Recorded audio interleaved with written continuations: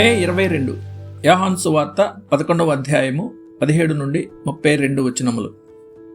దయ, జాలి కార్యం మీద దేవుడు కొన్నిసార్లు ఎంత గొప్ప ఆశీర్వాదాన్ని ఉంచుతాడో.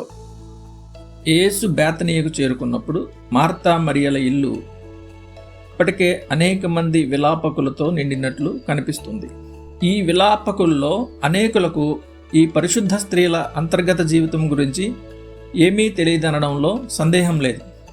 క్రీస్తు పట్ల ఉన్న వారి విశ్వాసం, వారి నిరీక్షణ, వారి ప్రేమ, వారి శిష్యరికత్వం గురించి వారికి పూర్తిగా తెలియదు. కానీ గొప్ప వియోగంలో ఆదరించడానికి వారంతా వచ్చారు. కానీ అలా చేయడం వలన వారు ఆశించని గొప్ప బహుమానాన్ని పొందుకున్నారు. యేసు ఎన్నడూ చేయని ఒక గొప్ప అద్భుతాన్ని వారు కండ్లారా చూశారు. సమాధి నుండి లాజరు బయటకు వచ్చినప్పుడు వారు సజీవ సాక్షులు.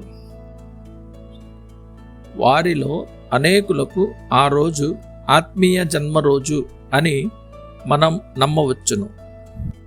లాజరు లేపబడడం అనేది వారి ఆత్మల పునరుత్థానానికి దారితీసింది. కొన్నిసార్లు నిత్య జీవం ఆధారపడినట్లుగా కనబడే అమరికలు ఎంత చిన్నవిగా ఉంటాయి. ఒకవేళ ఈ ప్రజలు కనుక జాలి చూపకపోయినట్లయితే వారు ఎన్నడూ రక్షించబడేవారు కాదు. ఈ విషయాలన్నీ మనం నేర్చుకోవడానికే వ్రాయబడ్డాయని సందేహించనక్కర్లేదు. మనకు తెలిసినా తెలియకపోయినా దుఃఖపూరితుల పట్ల దయను, జాలిని చూపడం మంచిది.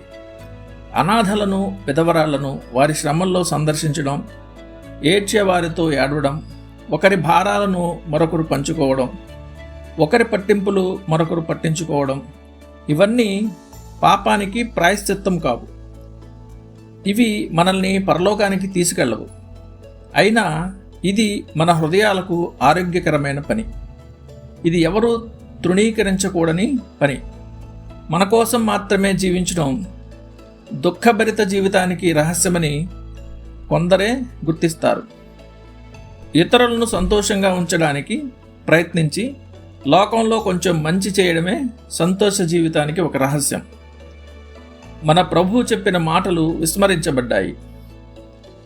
శిష్యుడని ఎవడు ఈ చిన్నవారిలో ఒకనికి గిన్నెడు చన్నీళ్లు మాత్రమే త్రాగనిచ్చునో వాడు తన ఫలము పోగొట్టుకొనడని నిశ్చయముగా మీతో చెప్పుచున్నాను.